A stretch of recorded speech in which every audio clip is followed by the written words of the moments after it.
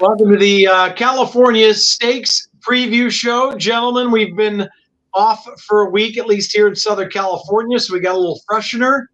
Gino, how you doing this evening? Doing well. We're going to talk some Santa Anita, but we're also going to talk some Golden Gate, and there are some great races up at Golden Gate. Honestly, think the best betting race anywhere you'll find all weekend long is a field of 14 going a mile on the turf up at Golden Gate this weekend in a fantastic race. So excited to talk about that with a couple of you fellows. Let's make some money for the folks this weekend. And I see you representing the Dodgers, and congratulations on your 300th episode of That's What G Said. That's quite an accomplishment, buddy. Yeah, it's been about 3 years. In that same time period, I had a kid. We had a pandemic. There's a lot that's happened, right? I was like going through, I was like, wow. And just in that little short time, I started in like March of 2020 because I wanted to make sure I had a couple shows ready for the Derby. So that was sort of I had a few shows that I released before, and then I had a couple big shows for the Derby and Oaks, and a lot that's happened over the couple of years. And then it instantly, like, all the sports stopped. It's like, I just started a show and now there's no sports to talk about. What's going on? You got into cooking and wrestling and I know, had no choice. Nothing. Welding and everything else you did. Exactly. Not much happened during those few years, huh? No, I know it was wrestling and racing that was early on that were the only things that kept going. And those are two things on my show that I talk about all the time. So it ended up working out because I just like, I'll do another segment. Oaklawn, Will Rogers, Fawner, whatever tracks are running then. Gulfstream ran a little while longer. We took all that. Like the old saying, adapt or die, buddy. And that's what you did. You adapted and kept going. So congrats to you, Skipper. I see you got the King shirt on. Are we in the dance? We are in the dance. We're in the playoffs. I believe they start Monday. So I was kind of hoping they would start Monday. It's not confirmed, but that's everything I've heard, Monday, because that means Monday, Wednesday will be in Edmonton. Friday, Sunday will be in LA. I was hoping it wasn't going to be Kentucky Derby Day. Oh, yeah. Right. But I'm just happy they're in. It's been a while. These kids really played good. We've had a lot of injuries. I didn't really expect us to be here, but they really stepped up, and I'm proud of them. And now Dustin Brown, our old captain, has announced yesterday he's going to retire. So this playoff series, hopefully there'll be another one. We could beat Edmonton and he'll advance. But, it's just going to be sad to see him gone. He's been the heart and soul of our team for a long time, and he actually changed the culture of the Kings, I believe. But I'm excited. Playoff hockey. Something to look forward to. Facing Connor McDavid in round one. So, all right, let's get to it, boys. Let's start at Golden Gate up north. They got a big card up there with several stakes races. So the first on the docket here is race 6, the California Derby, going a mile to 16. Gino, what are your thoughts there? Yeah, I think that the horse from the inside might be able to sneak away a little bit. I'm looking at Il Capitano as a horse who could be the speed of the speed in here. This is a horse who back in November won up on the synthetic here at Golden Gate. And then in the Gold Rush, just went a little bit too fast early on. It was only 3-1 that day. So we know that this horse can use that speed in wire of field. I think because they're drawn inside, I feel like this is the horse to catch. I just hope you get a good aggressive ride. You're going to go first start off the claim for a very capable claim barn. And this is I think a second off a short little break. Like, this horse should probably just be a little bit fitter, have a little bit more bottom. I think Il Capitano, I hope just a good alert break from the inside, coming off that win on the turf last time out, sharp, ready to rock and roll to take a nice step forward. Second off, Il Capitano, I'll definitely use an all exotics to try to take this field gate to wire. So I like it. Maybe some lone speed there. And, those people that are the fan of the Bullet Works would say, well, that horse worked 115 and change. That doesn't mean he's working well. Well, nonsense. And that's also Steve Miotti. He works them all slowly. Yep. I just had to throw that in. Skipper, what are your thoughts here at Golden Gate in the Cal Derby? Il Bellator came off the layoff and ran in the El Camino Derby and didn't run bad that day. It actually had a wide trip. It broke from the 10 hole and was sitting 3 or 4 wide the whole way around the track. Turning for home, the jock was looking behind him like he was loaded, like he thought he might win the race. And he got a little tired late coming off the layoff and didn't run bad. Then he came right back and he won very impressively. Won by 3 3/4 lengths and a decent time. So I think El Bellator, might be tough in there. But the one that I'm kind of, for the price is number 3, Boise. Yeah. Boise comes out of that same race, El Camino Real Derby, had a little trouble at the start, stated a little bit. The weird thing was this, they gelded the horse after the race. It's come back. It's worked well. It's Jonathan Wong at 6-1. That Boise is going to be on my ticket. Yeah. I think you just put a line through that last race. Right. And right. A couple starts back. This horse just feels like they're even better on I think the synthetic, the turf races are okay, but visually look pretty good in that synthetic race. So Boise is going to be a must use for me in exotics. Looks like a competitive race. Good luck to, of course, some of our buddies like George Papapadromo sending Cabo Spirit up there, who's actually the morning line favorite. And then we were talking before we all have kind of some of our favorite horses. Now we've all at some point or another been on this, but I know Gino, you've always been a big fan of Worse Reed Sanchez. Yeah, he hasn't given me a couple good reads. That's the only problem. I got a few too many of those reads recently from Sanchez, so I'll probably be off him today, and that's when he'll get the job done. All right, well, let's move along to race number 7, which is 1 mile and 16th on the turf, the Golden Poppy. And Gino, let's go right back to you. What are your thoughts here in race 7? Well, I hate to act like I'm just like a one-trick pony here, but I mean, looking up and down the field, is anyone as quick as the 2 Northwest Factor? Just like looking over and over at this field, I don't know who can keep up with this mare. Now, the one buyback would be my thought with Maldonado jumping aboard. Maybe they're going to try to get aggressive from the inside. So if that is the case, then in some exotics, I will probably include the 8. She's a horse that needs that kind of pace, right? She's got some ability, but there are some races where she just doesn't have a shot based on the way that the races are run. So I'll definitely use those 2 as sort of maybe middle kind of priced horses, because I think they'll complement each other well. They won't be as obvious. I'll throw in a horse like Avenue de France, who's probably the one that they'll have to beat. And I probably will include those 3 in a lot of my exotics there, kind of having one from the front. Maybe this horse can steal it. If buyback pushes the 2 a little bit, then Bubbles on Ice can maybe come and get him. And hopefully we can get a little value there with one of those 2. I think something that before we get to you, Skip, that people don't do enough, that I know all 3 of us do, is, and it doesn't always work out this way, but you play out the race in your mind. Absolutely. Who's going to the front, who's not, what's the pace going to be, and then read the race from there. I mean, and of course, we've all had times where there's 5 horses who just send, and then 4 of them take back, and you throw your pen in the air. Nothing you can do with that. But no, the old I can't play a horse unless I can picture in my head the trip they're going to get. So I have to and it's like you said, it's not going to always be right, but in my head, I have to play it out and think, okay, how are they going to get it? Are they going to sit third? And if I can like horses a lot, but just think this isn't the race for them, right? There's just too many other speed horses, and their speed horse is just not going to shape up all that well. So, you have to be able to make that call, because I can't look at a race without kind of trying to figure out what's going to happen. So important that I don't think people look at enough, Skipper. Right. I agree. If you don't try to figure out the race in your head, I mean, it's silly. I mean, you got to try to figure out what you think is going to happen, whether you're right or wrong. Mm-hmm. We're not going to be right all the time, unfortunately, but you got to figure it out. And like Gino says, maybe you like a horse, but it doesn't fit in that race, or the pace doesn't go with it. So, you got to pass. And what's nice when that happens, Skip, is that you keep a mental note for next time, or the time when that race actually comes up. Because then people will be off that horse and go, oh, they didn't run well those last couple times. But you'll remember, oh, they didn't get the race they needed. There's going to be more speed today. That one's going to set up for them, right? So you got to play that game a little bit. Exactly. Any thoughts in here, Skipper? I thought the 1 might go with Maldonado to keep the 2 company.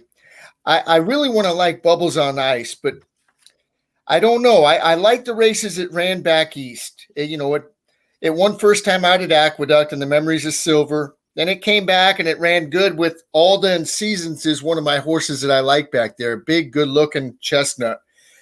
And then it ran against Runaway Rumor, who won, I think, 3 or 4 in a row going into that, the New York bred. That was a good race. Coming back, last time, that was when Park Avenue went wire to wire. So I think it needed the race. And obviously the pace, which we just were talking about, Gino, didn't set up for this horse. I did watch its work, its last one. It was on dirt. but I didn't really like it. Now, here we go, Chappie. We always talk about it. A turf horse working on dirt. Take it with a grain of salt. Correct. Yeah. But, I don't know. That last work scares me a little bit. It got a little tired. Maybe it might need one more. I don't know. Our buddy Michael McCarthy does a great job. I'm sure the horse will probably just win. But one that I'm going to put on my ticket is a 7, Miss Addie Prey. This horse came off a layoff and didn't run bad. The only thing I didn't like about that race is they all bunched up at the wire. And usually when they all bunch up at the wire, the race isn't going to be real good. You kind of want some separation between the horses. That's what scares me, but I like the 12-1. I think it's going to be better this time. I don't like that it's 1 for 10. It's only one-time winner in the field. Everyone else is multi-winners. But at 12-1, I'm going to use it. Then Sloane Garden. This horse just got claimed after, off of Manuel Badia. And Jonathan Wong was 26% of the time. It's got 4 wins over the course. This horse is going to get a great trip also. So I don't know if that helped you, but I'm putting the 6 and 7 and 8 on my ticket. All right, so 6, 7, and 8. I agreed with you on that work. It wasn't very inspiring, but yet many horses that are turf horses, it's apples to oranges because they despise working on the dirt in the first place. So right. Let's move on to the California Oaks. Now we're going a mile as a 16th. Skipper, I think you have an opinion in here, and I don't know if it includes the one. She's bulletproof stretching out for the first time. What are your thoughts in here?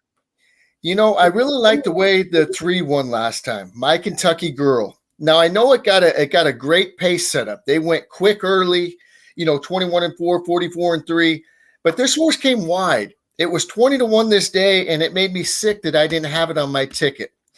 But I just thought 20-1. I said they're not playing it. I let the odds mess with me, and I never usually do that. When I see 20-1, I like it more. Mm-hmm. But I like the way that this horse galloped out. It didn't switch leads till late, but they paid $475 for this horse. I don't think they expected it to win first time out. I thought they want to stretch this horse out, and it would be better the longer they go. So that's what I'm hoping. The price isn't much. It's 2-1, but I like my Kentucky Girl in here stretching out.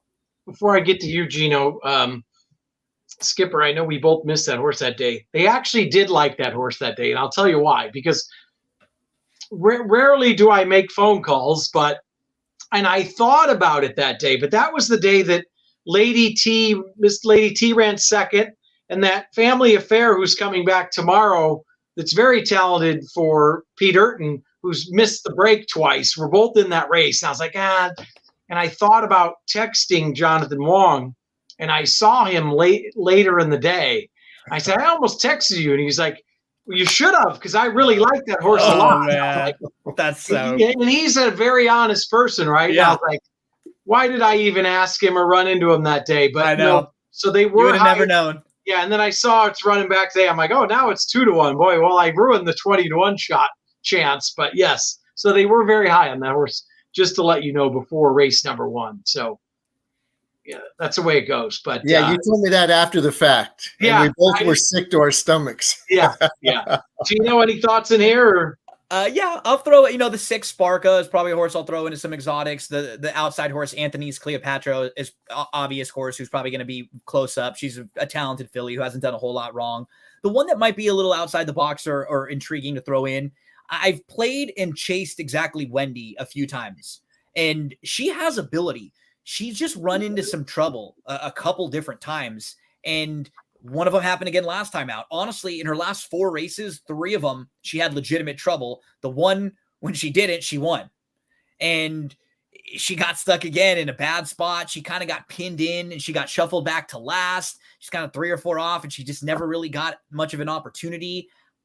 I wouldn't be against throwing her in some exotics here. She comes up here with some of the other O'Neill horses. She might be one that could be maybe not as obvious as some of the others in here to throw into any kind of rolling exotics that you're playing.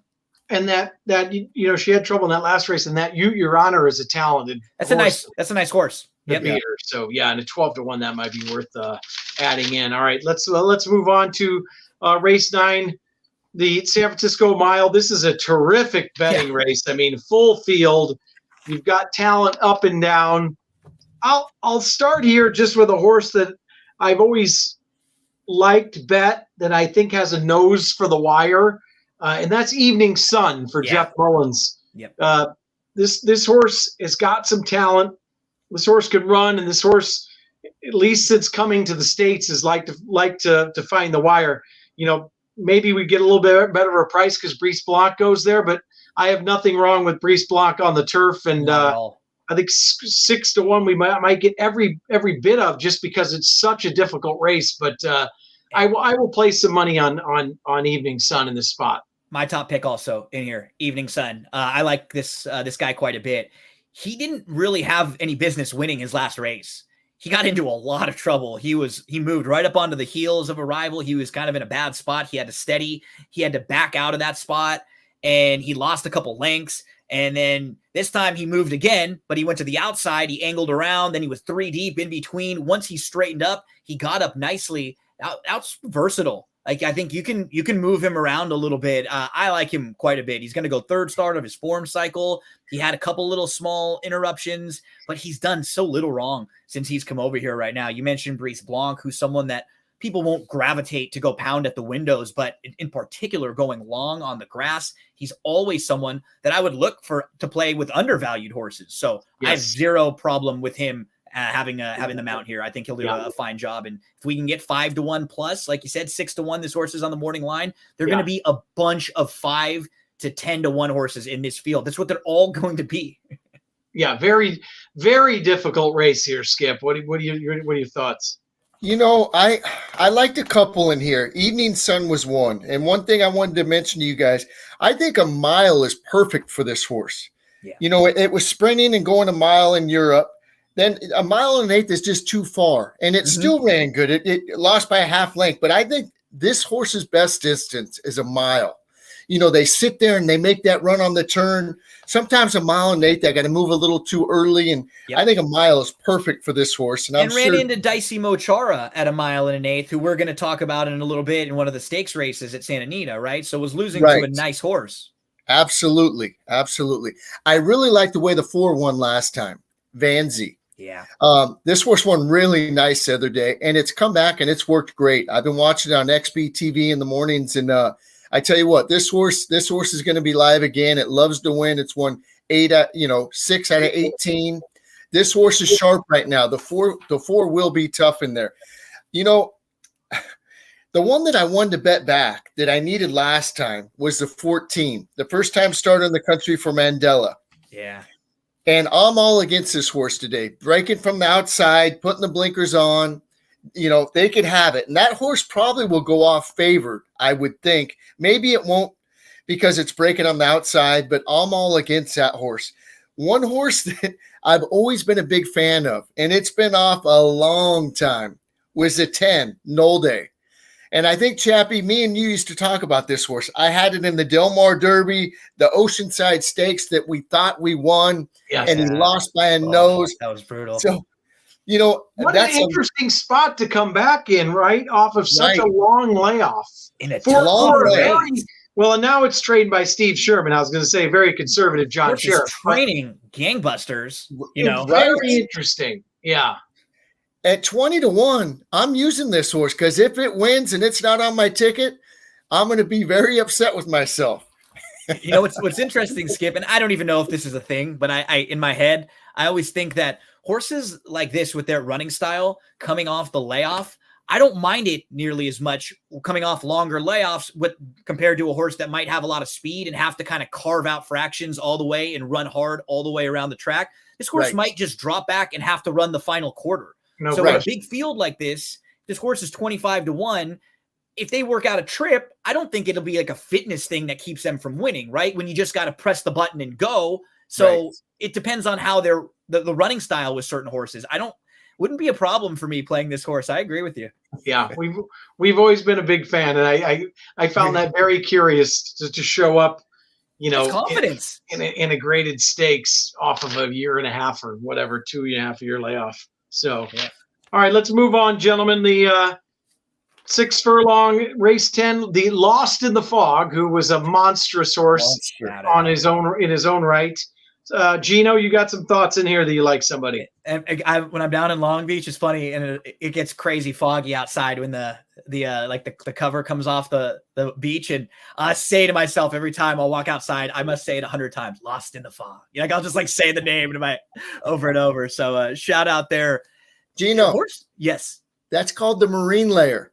Oh yeah, exactly. When it comes in, right? You're talking to Skip Raines here. He knows all weather. I was gonna say with weather, I just defer. I defer to Skippy. We see it blow in. It's funny. Sometimes it comes on in, and it looks like somebody's got a fan, just literally blowing it right in when the wind comes right through. Yeah. You guys remember Nero, the 8 in here, the horse for Baffert? He was a Baffert horse a long time ago. He was supposed to be a really, really good one. He was supposed to be really highly regarded. And it's funny when you look.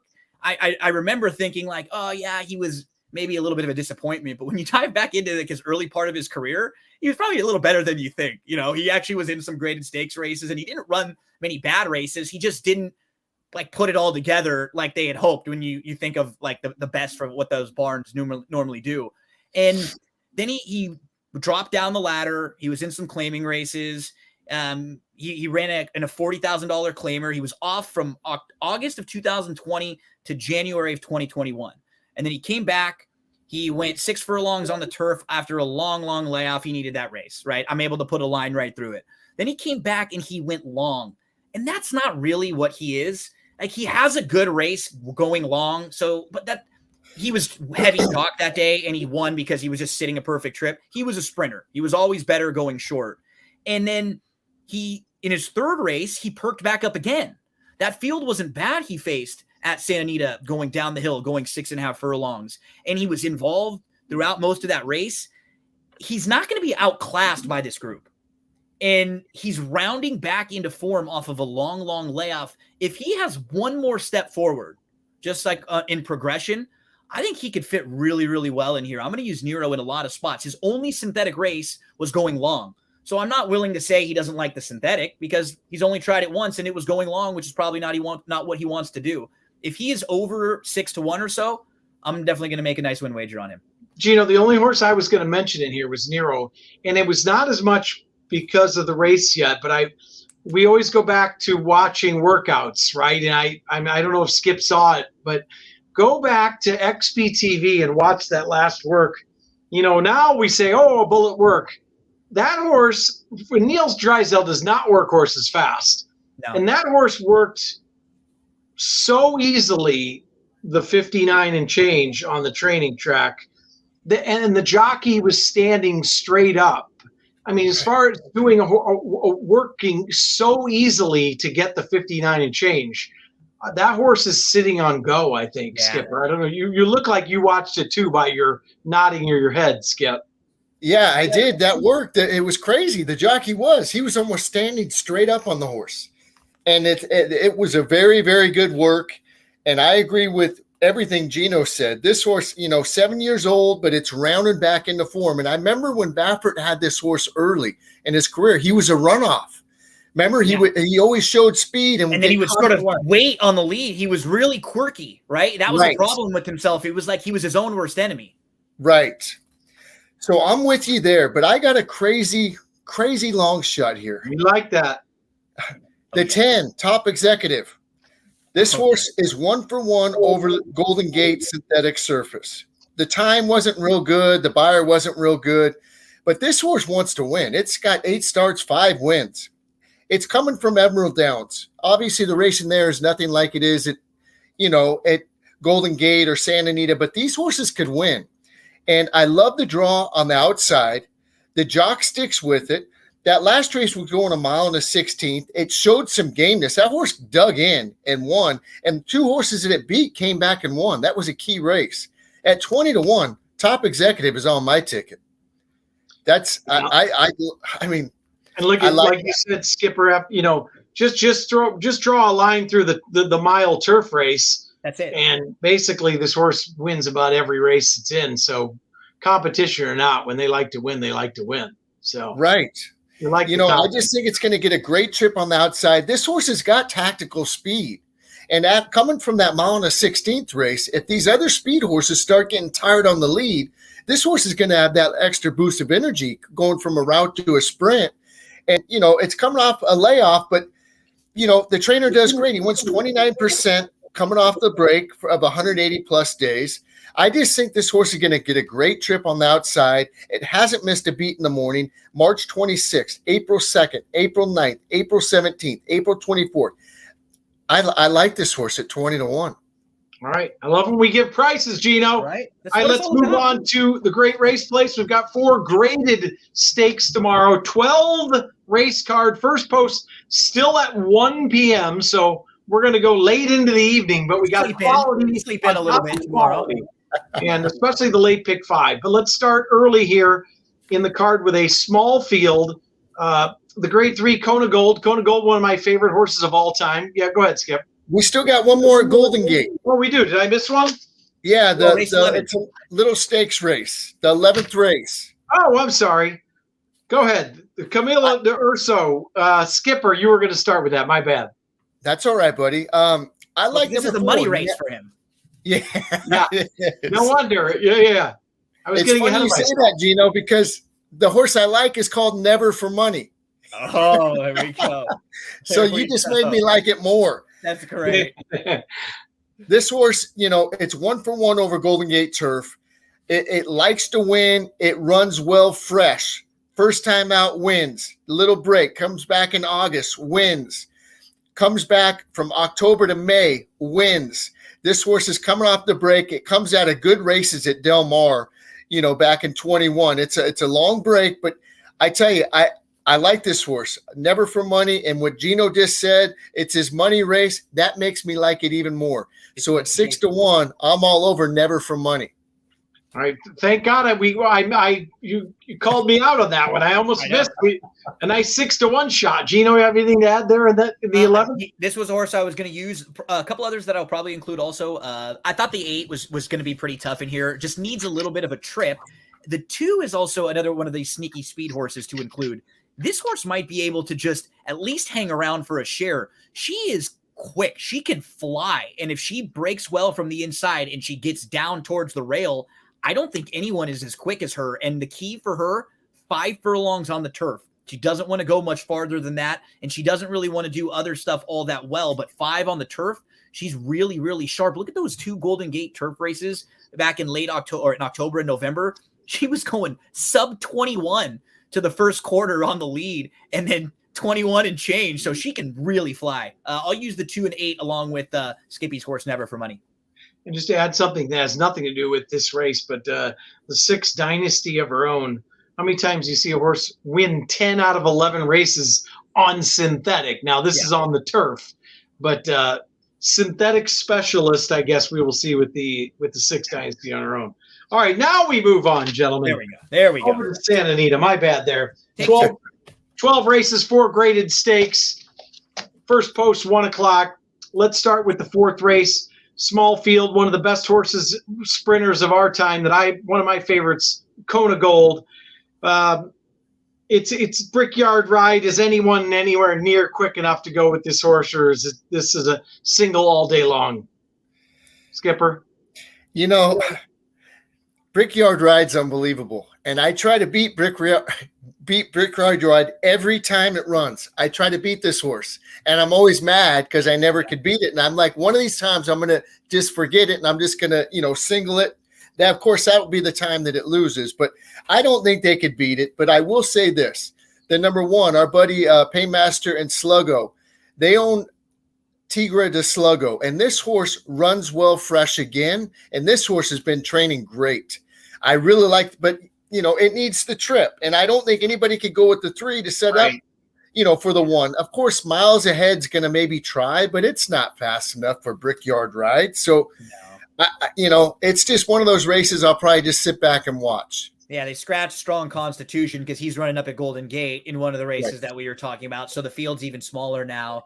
And if Miles Ahead is trying to go with Brickyard Ride, that's going to sort of put him in chase mode. And then I don't know if it would really set up all the well for one of the others. So yeah, this is probably, there are some really good betting races on the card. This is one that if you're playing your early pick 5, I would just pick one in single, and I probably won't be investing a whole lot individually in this race from a betting standpoint. You're going to get 1 to 5, and it just doesn't look like anybody's fast enough early to.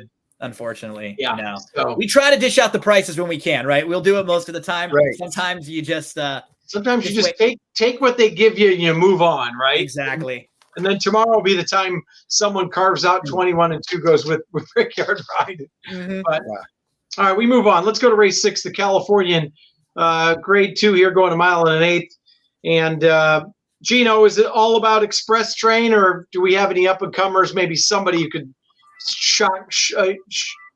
upset the apple cart in here, buddy. You know, there were 2, if you're looking from a betting standpoint, I could maybe be enticed into, and they would be horses that I think could just be in front of Express Train and maybe in front of Stiletto Boy. The 4, Shaz, and maybe even the 2, Holding the Loot, who's now going to go in the Sadler barn. And you know what's funny? Sadler used to do this a lot with younger horses, with like 2-year-olds and early 3-year-old horses, where he'd claim them out of maiden claimers and he'd step them up real quickly and he'd get them good right away.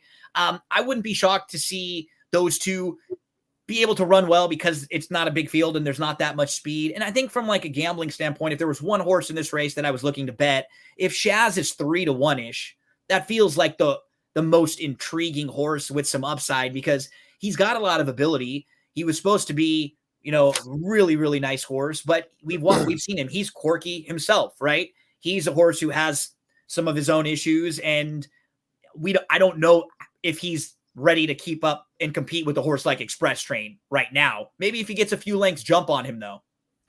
You know, the only thing, interestingly enough, that Skip and I have talked about Shaz before is in Shaz's works, even before his first start, then in his first 2 races, he lugged in quite a bit. Last time out, I just watched that replay again when he went 2 turns for the first time with Mike Smith, and he is 3 for 3 at Santa Anita and 3 for 3 lifetime. He did not lug in.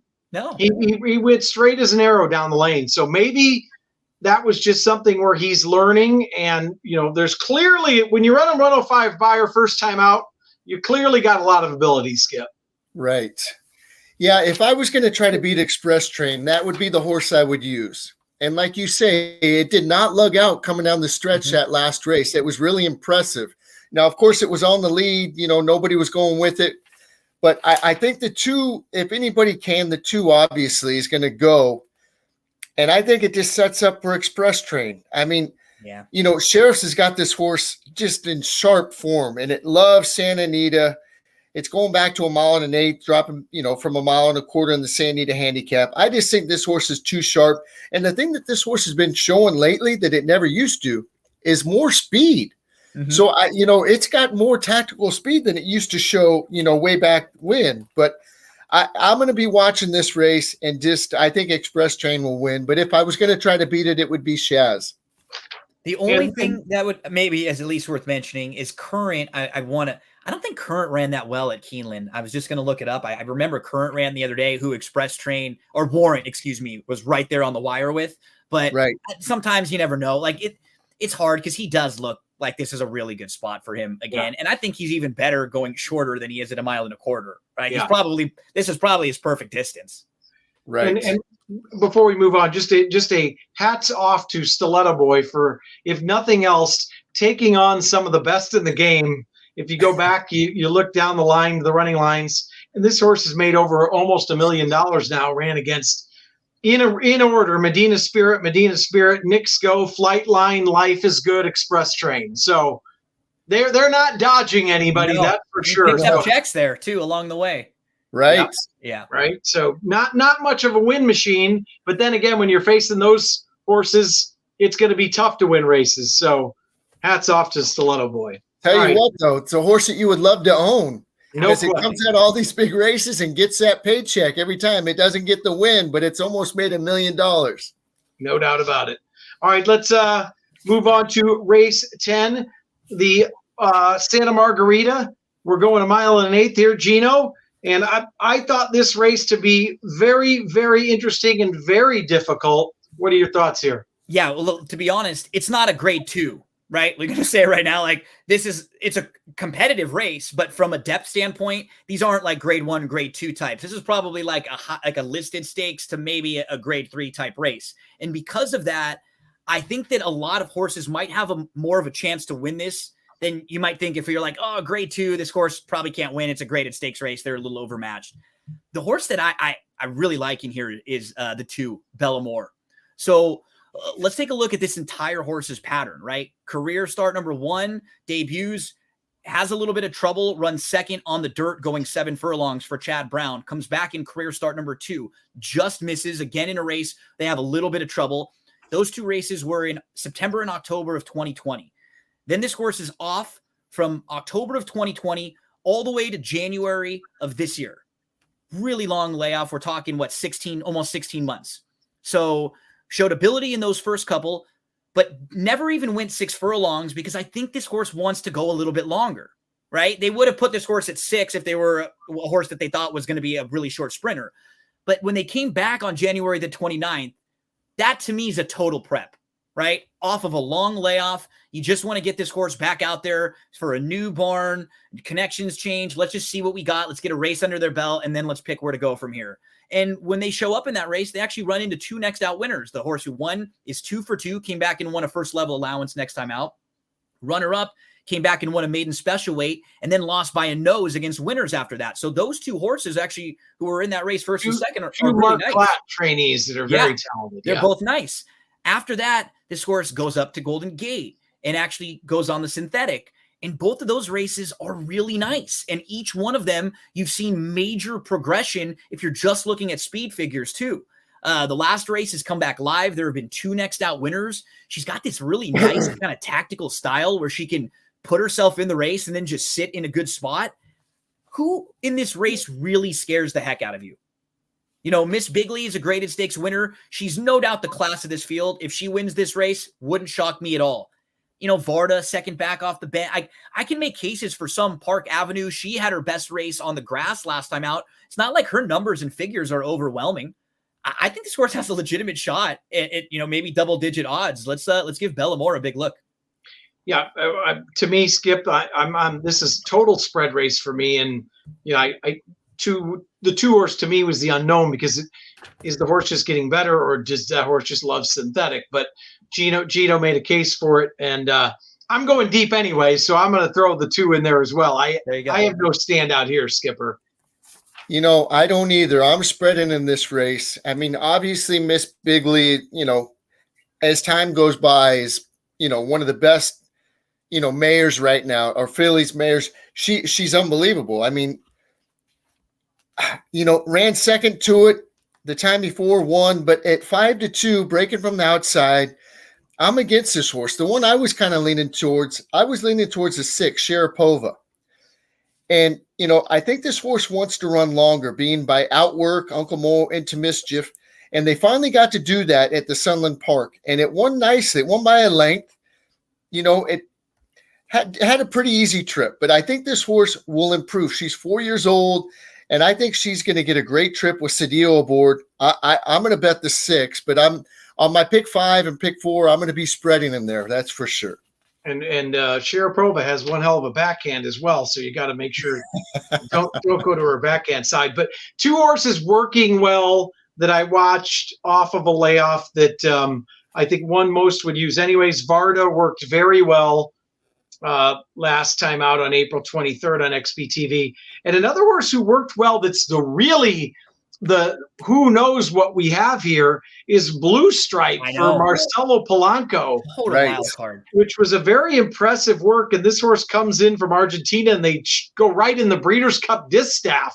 And then, this is only 6-1 in the morning line, but this horse looks like it's got some talent, at least in the mornings. And remember how weird that Breeders' Cup Distaff race was too, when all that speed went, which is great, right? Everybody they went flying early on and the race just fell apart. There were all these horses coming. They were lined up like 6 across the track late. It was really cool, but it's easy to toss that race. And this is definitely a spread race. So when it's a spread race, I'm always going to want to throw in a couple prices. And I agree. Sharapova, that was my guy, Sasha Vujacic. He used to be with Sharapova for a while. Yes. But no longer. You're That's my doppelganger. all-time favorite player. Hit those big free throws for the Lakes, man. He looks like Gino. I love Vujacic. That's my guy. My mom got me a specially made. I have it, a Sasha Vujacic t-shirt jersey, a Lakers one, that I wear around, and I try to pretend like I'm him. I'm like, oh, that's me. By the way, now that we're on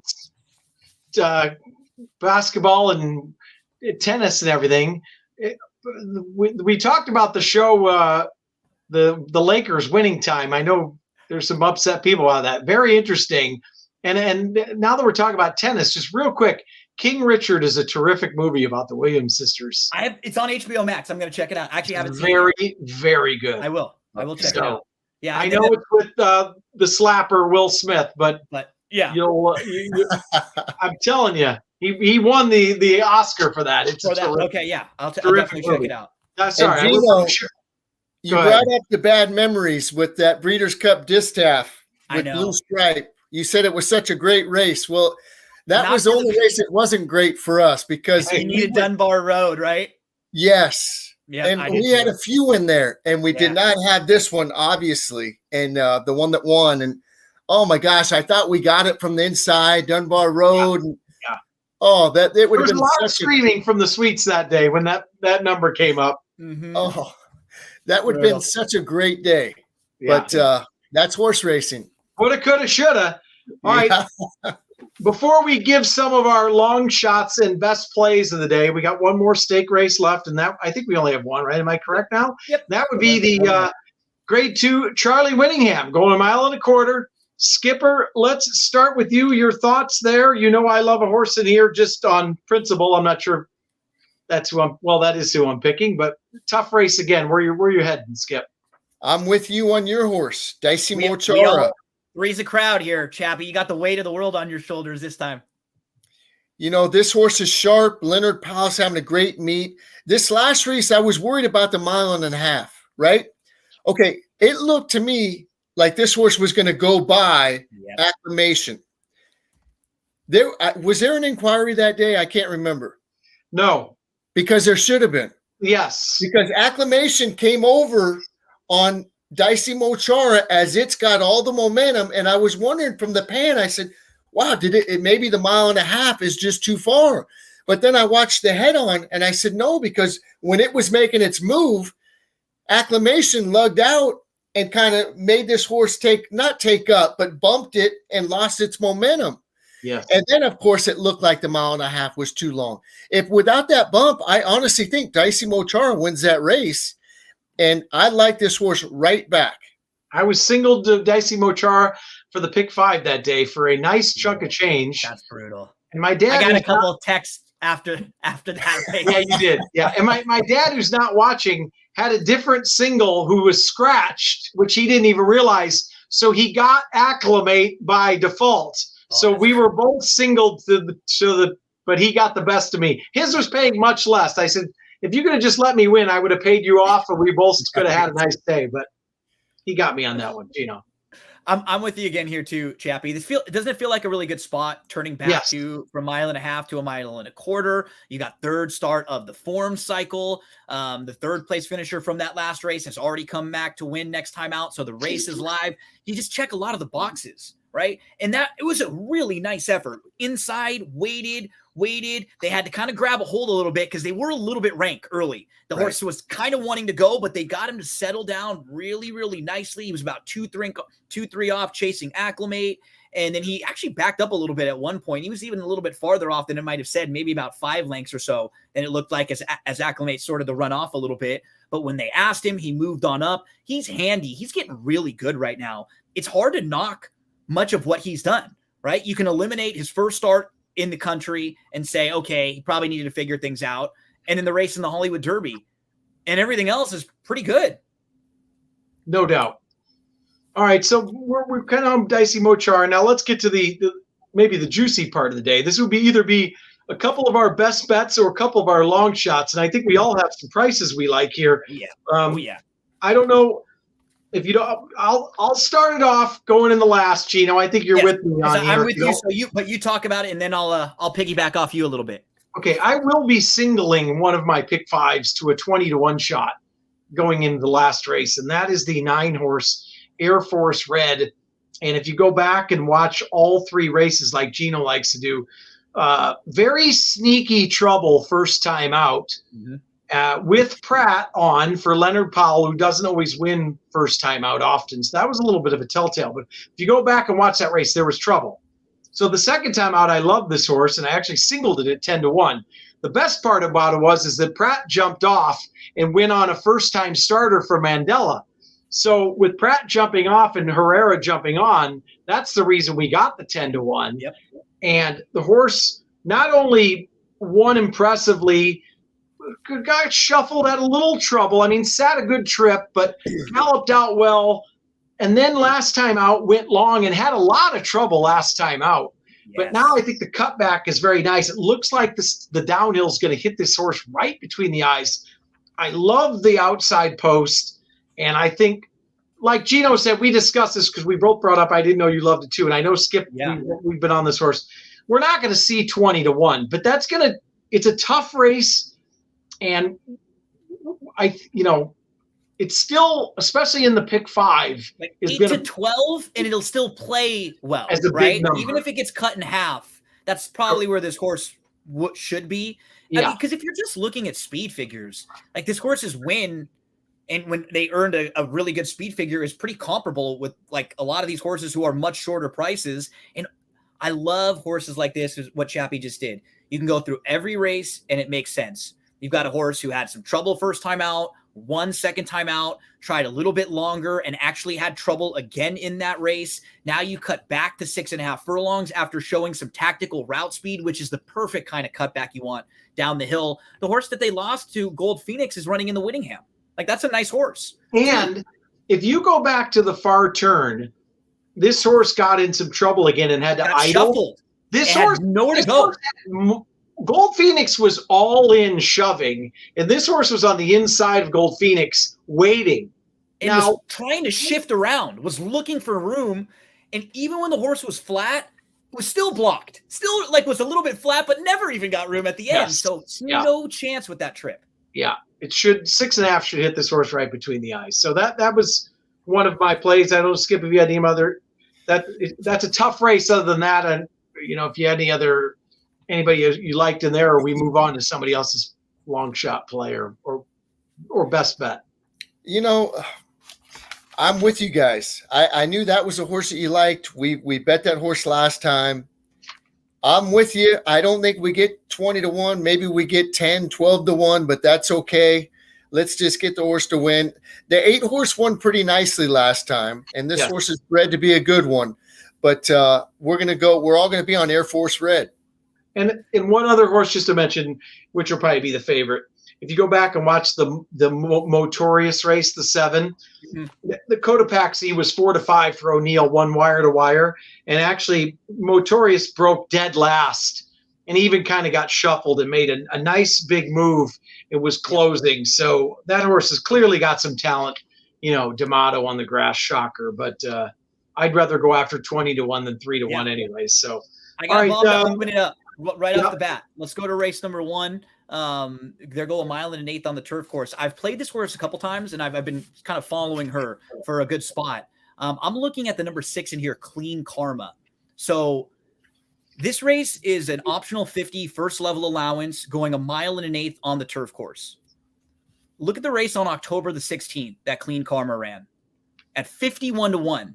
The exact same conditions of this race, was beaten in neck and ran awesome. Again, if you're just using from a really basic standpoint, if you just want to compare her speed figure in that race to the best of some of the others in this field, they are right on, and she's a massive price. Now, what's happened since that day? Because why am I looking back 5 races ago? Well, she ran into a horse named Tony Ann. Tony Ann was in the middle of a 3-race win streak right there, and that's a horse that's much more tactical, is always going to get the jump on a horse like Clean Karma and be able to dictate those type of races. And then after that, what's happened? She's run into Bye Bye Birdie 3 times in a row. Bye Bye Birdie's running in the stakes race too on the undercard in the Santa Margarita. So one of those races, she actually ran pretty well when finishing second. The other 2, the 2 most recent races, she's had legitimate trouble in both of those. Now she takes the blinkers off. Maybe it'll get her to just relax a little bit more and not kind of be forcing up into some of those crowded spots. She's not a horse who's the most likely winner of this race, but she is capable of winning this race with one of her better efforts. Those are the type of price horses that I always look to throw into an early pick 5, any kind of multi-race exotics. If she's 10-1 or over, I'll throw a few bucks on her because I know she can compete with a group like this with her best. She just needs the kind of a trip with her running style. And that's a very difficult race. And like you said, prices like that, sometimes you just need the trip, and you got to get lucky in some of these races. So, and this is a wide open race anyway. So, Skipper, what you got a race you want to talk about? A best bet or a price? I was going to go to the 9th race. I think you like one in there too, but I'll follow up with you after you. I like the way number 1 Forgiving Spirit is training. And, I think this horse will like the grass. They bet it down to favoritism first time out. 4 or 5 wide tired bled. So it comes back with Lasix. I like the way it's been working in the mornings. It hasn't missed a beat. It's working every 6-7 days. I don't like the rail, but I think this horse is going to be overlooked in here, maybe coming from the rail and going to the turf. I wish it was drawn outside, but I like Forgiving Spirit an awful lot. Yeah, like you said, bet down to the favorite first time out. That certainly means something. And coming back, top connections, the rail might be tough. I'm gonna give you a horse in here just off of the XBTV workouts, and this is a difficult race. Of course, I'm sure Wee Babe's gonna get a lot of action, right? Probably be 9-5, something like that, and clearly could win. The 10 Quincy. This horse, first time out, goes long on the turf against McKinnon, who almost won the Breeders' Cup on the turf. Comes back, is 5-2, runs a decent race. Obviously, something happened, goes on the shelf. Now, if you go to XBTV, last time out, this horse worked heads up, maybe even a little bit better, with a horse named Miles Ahead, who's actually 2 for 2 lifetime and just won a listed stakes race at Gulfstream Park. This horse has talent, has speed, is gelded, first-time Lasix. Yep. And if we've noticed here over the last couple months, Brian Coroner's put Mike Smith on a few live ones lately, and a couple that have shown speed. I was going to say, Mikey's been a lot more aggressive recently than in just the last month to 6 weeks or so. There have been a couple horses that we've said, we're not sure. Are they speed horses? Is he going to fit them well? And he's just gone right out and taken the initiative. So he has. Yeah, right. So I think if this horse breaks, I think this horse has got a lot of talent. You noticed on the side there, they're 43% together because he's been putting them on the live horses. Right. And I think this horse is sneaky live at 12-1. And if the work means anything, this horse has got some talent. I agree with you, Chappie. I love that it was gelded. It's been working at Los Al, where all of Brian Corner's horses are stabled at. Came over and worked over here once, but I saw that work on XBTV and with Miles, what was that? Miles Ahead? Miles Ahead, yeah. And it did. It worked really, really good. And Money Mike, he's been riding great. He's got a little, he's feeling good. He's looking good on horses. He's riding in the Derby next week. We got him on the show tomorrow, thanks to Bandstand Hal. And I agree with you. I'm using 1 and 10 in there. 1 and 10. And all right, good luck to the connections of Candy Box. What if I, for sentimental reasons, I hope that horse wins by 10. Do we have another price or another play from one of you guys? I put a couple in. That's it for me. I got one maybe in the eighth race. This horse is definitely one of those price horses to throw into pick 3s, pick 4s, any kind of. I think this starts your late pick 5 there in race number 8. I thought the 7 Banjo Queen, who's going to try the dirt for the first time, is a little bit interesting. Her dam won 3 times on the dirt. She produced 4 winning dirt sibs, so the pedigree is fine. The barn's having a really, really nice meeting. Seems like everything they're sending out, they're putting in the right spot. They're all firing very well. This is a horse who's going to put 2 starts together after a short little break. Both of her starts on the turf were down towards the inside. She drew post 3 and then drew post 1. She drew the rail last time out. Now she moves down towards the outside. She was a step slow inside, and then she kind of moved up nicely to 3rd, and she had a little momentum, but you know what happens in the inside. She was kind of behind horses, nowhere to go. She got shuffled back a little bit, and then when she got some room, she was flat.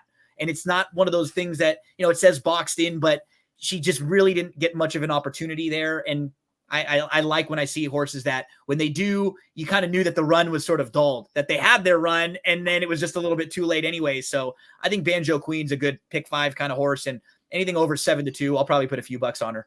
And clearly the horse to beat, I would guess, probably is a Family Affair we talked about a little bit.